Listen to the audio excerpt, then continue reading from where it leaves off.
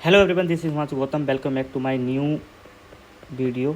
दोस्तों, हमने पिछली वीडियो में देखा था नॉलेज क्या होती है, नॉलेज की मीनिंग को जाना था, नॉलेज की परिभाषाओं को देखा था। अब हम देखेंगे ज्ञान के स्रोत, सोर्स ऑफ नॉलेज। हम नॉलेज को प्राप्त करने के लिए हम कहाँ कहाँ से प्राप्त कर सकते हैं। तो हम एक फिलोसफर हुए जॉन लॉक, उसके अनुसार देखेंगे। जॉन लॉक के अनुसार कितने प्रकार के क्या होते हैं, सोर्सेस होते हैं ज्ञान को प्राप्त करने के। वैसे जॉन लॉक ने बताया कि ज्ञान प्राप्त करने के बहुत से सोर्सेज हो सकते हैं, लेकिन मेजर प्रमुख सोर्सेज क्या हैं?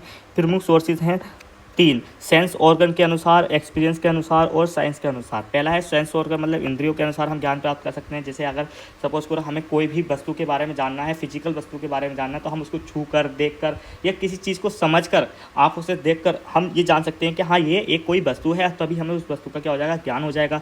या दूसरी चीज़ हमने बताई उन्होंने अनुभव के अनुसार। अनुभव मतलब किसी भी चीज़ को हम अनुभव करके जान सकते हैं कि हाँ ये गलत है, ये सही है। अगर हमने कोई भी कार्य किया और वो गलत, सामाजिक तौर पे वो गलत ठहर गया, तो हमें उस चीज़ का फील हो जाएगा, उस चीज़ का अनुभव हो जाएगा, हाँ ये चीज़ गलत है, हमें आगे से नहीं करनी होगी।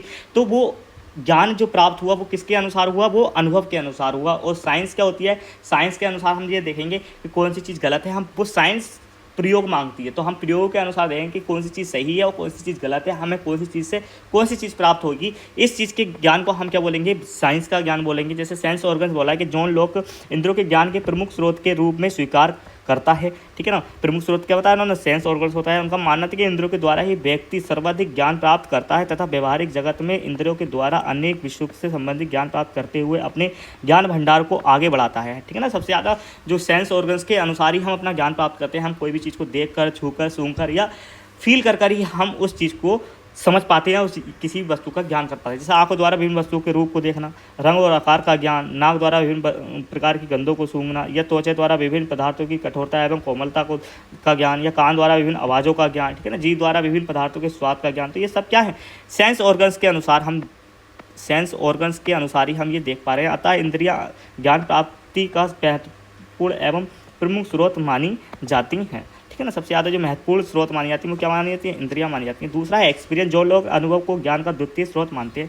द्वितीय स्रोत कौन सा है? अनुभव। एक्सपीरियंस है क्या? अनुभव वह प्रमुख स्रोत है जिसके द्वारा व्यक्ति विभिन्न क्षेत्रों में अपने ज्ञान का विस्तार करता है। व्यक्ति द्वारा अनुभव की जाने वाली अवस्थाएं भी उसके ज्ञान में वृद्धि करती हैं। ठीक है ना। जैसे एक व्यक्ति जन्म से अपनी मृत्यु तक विभिन्न प्रकार की अनुभव करता है, और जो हरकतें या गतिविधियां वह बचपन में करता था वह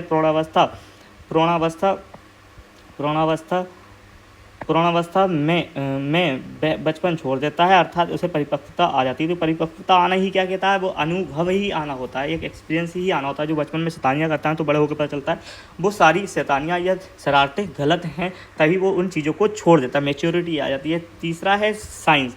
जॉन लॉक ने विज्ञान के ज्ञान से प्रारंभ से ही प्रभावित था तथा ज्ञान को उसने ज्ञान का महत्वपूर्ण स्रोत के लिए स्वीकार किया।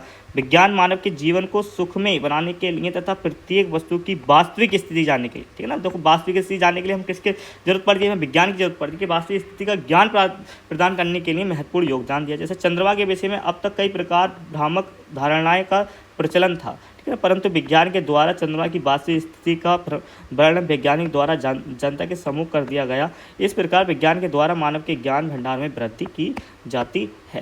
ठीक है ना। Source of the knowledge. आप दूसरी फिलोसफर हैं अकॉर्डिंग टू ब्रेकले के अनुसार हम देखेंगे। ठीक है ना। ब्रेकले ने क्या बोला? उन्होंने 4 प्रकार बताए कि जो इंसान है, कोई भी व्यक्ति, वो 4 तरीके से अपने नॉलेज को बढ़ाता है। पहला है मन और बुद्धि के, माइंड और इंटेलिजेंस के द्वारा बढ़ाता है। तीसरा है तर्क के द्वारा बढ़ाता है। तीसरा है चिंतन, दूसरा है तर्क के द्वारा बढ़ाता है, और चौथा है अनुभव। ठीक है ना। तो सिमिलर क्या है? अनुभव है। ठीक है ना। सिमिलर दोनों में सिमिलर क्या है? अनुभव, एक्सपीरियंस है। ठीक है। अब आते हैं ज्ञान के प्रकार। हम ज्ञान के प्रकार को अगली वीडियो में देखेंगे। ठीक है ना। अब ये थी हमारी दूसरी वीडियो नॉलेज से रिलेटेड। अब हमारी तीसरी वीडियो में हम ज्ञान के प्रकार को जानेंगे, ज्ञान कितने प्रकार का होता है। फिर अगली इससे वीडियो में देखेंगे ज्ञान की आवश्यकताएं और उसका महत्व। ठीक है ना। Thank you.